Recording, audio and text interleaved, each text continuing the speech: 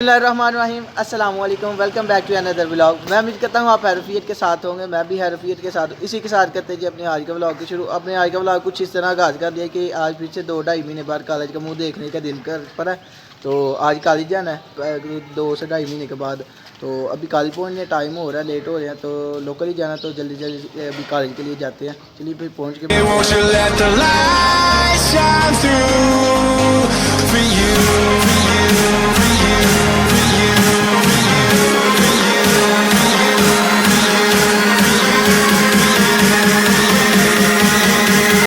میں جی آج آیا تھا تو ٹیسٹ تھا میرا کمرشل جغرافیہ کا، یہ ابھی میں نے لکھ لیا ہے، کچھ 1 2 3 4 ورڈ کے لکھے ہیں، جو آتا تھا وہ لکھا ہے، چیک کریں۔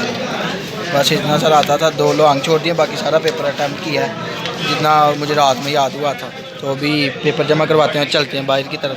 جی کالج سے ہوگی چھٹی، پیپر وغیرہ سبمٹ کروایا ادھر سر کو، تو ابھی باہر آئے ہیں، تو ابھی کسی دوست کے ساتھ بیٹھتے ہیں اور چلتے ہیں گاؤں کی طرف واپس۔ کالج سے واپس آ گئے تھے تو رستے میں بھوک لگی، تو لنچ کے لیے لنچ کچھ منگوایا ہے، یہ دال ہے، قیمہ ہے، ساتھ میں نان ہے، سلاد ہے اور رائتا ہے۔ تو ابھی کھانا کھاتے ہیں چپ کر کے، تو پھر کھانا کھانے کے بعد آپ سے ملتے ہیں۔ ابھی جی ہمارے جو نا سارا قافلہ جو نا پہنچ چکا ہے امام صاحب روڈ کے اوپر، تو ابھی ہم جلسہ گاہ کی طرف جا رہے ہیں۔ ابھی جلسہ گاہ کے اندر جاتے ہیں، چل کے آپ کو جلسہ گاہ کے اندر کے مناظر دکھاتے ہیں۔ فائنلی جی ابھی میں پہنچ چکا جلسہ گاہ کے اندر، سامنے چیک کریں۔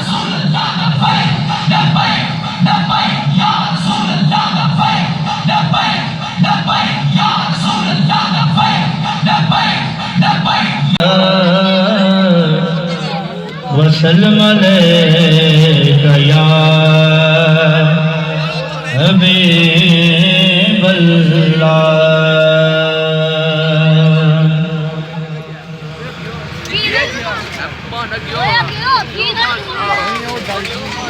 صلی اللہ علیہ یا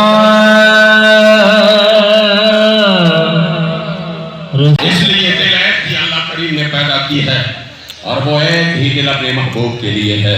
بس میرے قدم جتنے شعر پر ختم کرتا ہوں کہ آپ نے فرمایا سیاست اور شریعت حقیقت 1.5 ارب مسلمان ہو اور ان کا قرآن جلا دیا جائے، یہ ممکن ہے؟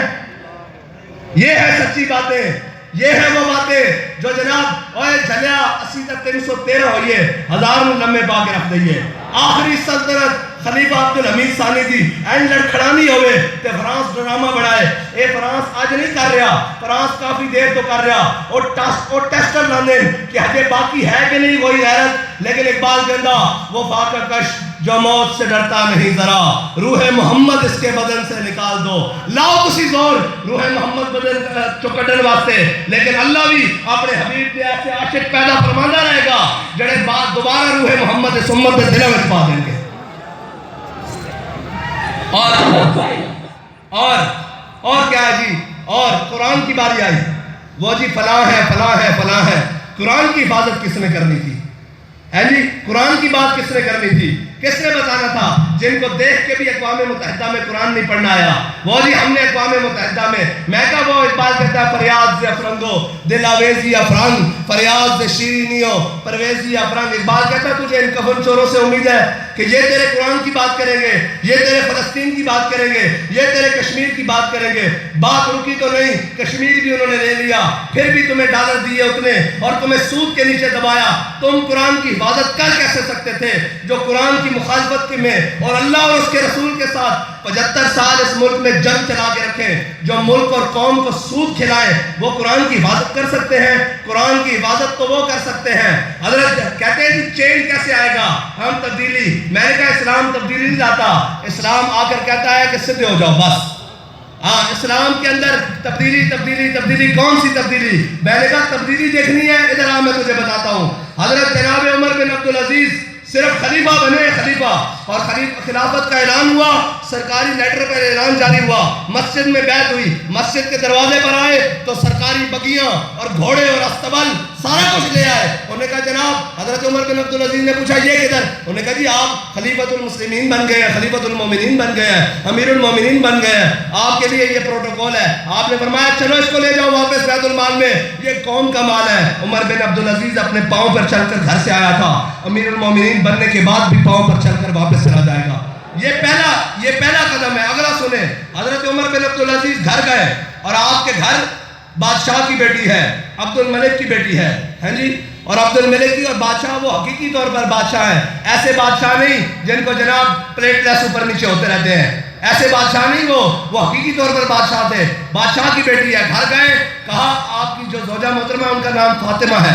آپ نے کہا فاطمہ تمہیں عمر چاہیے یا مال و دولت چاہیے؟ انہوں نے کہا ہوا کیا ہے؟ آپ نے فرمایا میں مسلمانوں کا خلیفہ بنا دیا گیا ہوں, اگر مال و دولت رکھنا ہے تو عمر تمہیں ابھی طلاق دیتا ہے, اگر تم نے جناب عمر رکھنا ہے تو یہ مال و دولت سارا قوم کے خزانے میں جمع کرانا پڑے گا.